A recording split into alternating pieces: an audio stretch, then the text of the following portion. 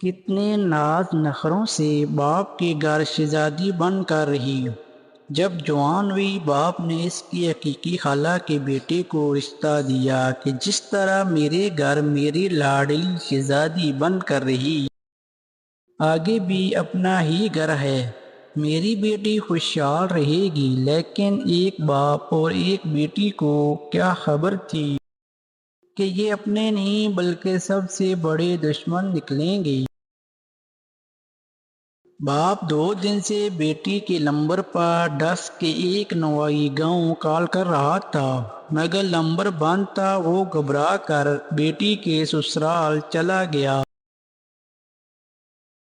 اور پوچھا، میری بیٹی زہرا کہاں ہے؟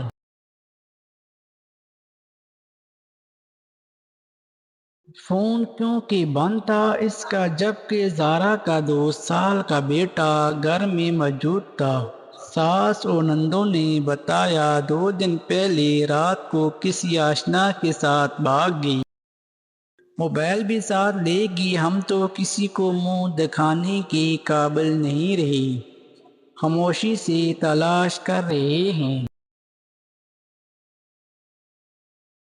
باپ کو یقین نہ آیا، 4 سال پہلے اس نے بہت چاہت بڑے ناز نخروں سے اس کا رشتہ اپنی بیٹی کی حقیقی خالہ صغیرہ کے بیٹے قدیر سے کیا، اور وہ دونوں بہت خوش تھے۔ ہاں، سکی خالہ اس سے اکثر نالاں اور لڑتی جھگڑتی رہتی تھی، مگر وہ باپ پھر بھی بیٹی کو نباہ اور صبر کی تلقین کرتا رہا۔ باپ نے تلاش گمشدگی کے لیے پولیس کی مدد لی۔ پولیس نے سسرالیوں کے بیان لیے، زہرا کی ساس اور نندوں کو شامل تفتیش کیا گیا۔ ہر ایک کے بیان میں تضاد موجود تھا، جس پر پولیس نے ان کو گرفتار کر لیا۔ انہوں نے انکشاف کیا کہ زہرا بھاگی نہیں، بلکہ 11 نومبر کی رات انہوں نے اس کو بے دردی سے مار کر پھینک دیا تھا، اور اس کے شوہر کو بھی یہ بتایا کہ وہ کسی سے رابطے میں تھی اور گھر سے نکل گئی ہے۔ جبکہ زہرا 7 ماہ کی حاملہ تھی، اس کے ساتھ ننھی جان بھی ماری گئی۔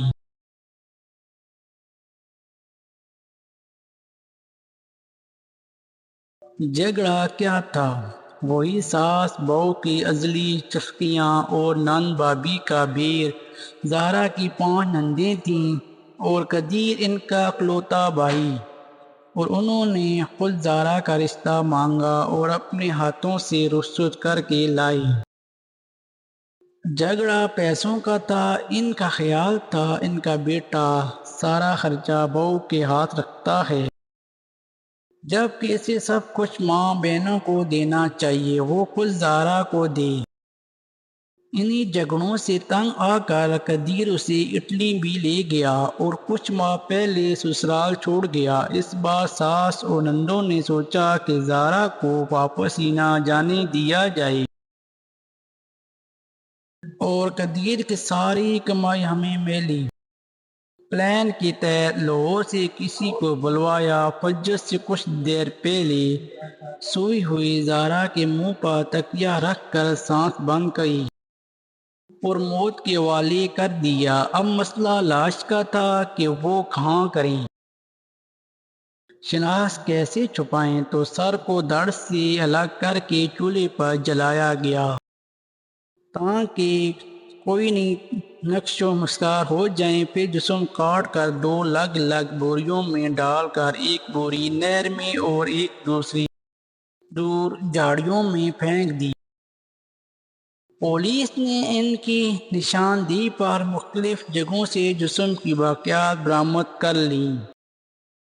لوگ کہتے ہیں رشتہ اپنوں میں کریں، اپنا مارے گا بھی تو چھاؤں میں ڈالے گا، یہاں تو چھاؤں میں بھی نہیں ڈالا گیا، اور پھر اپنا ہو تو مارا ہی کیوں؟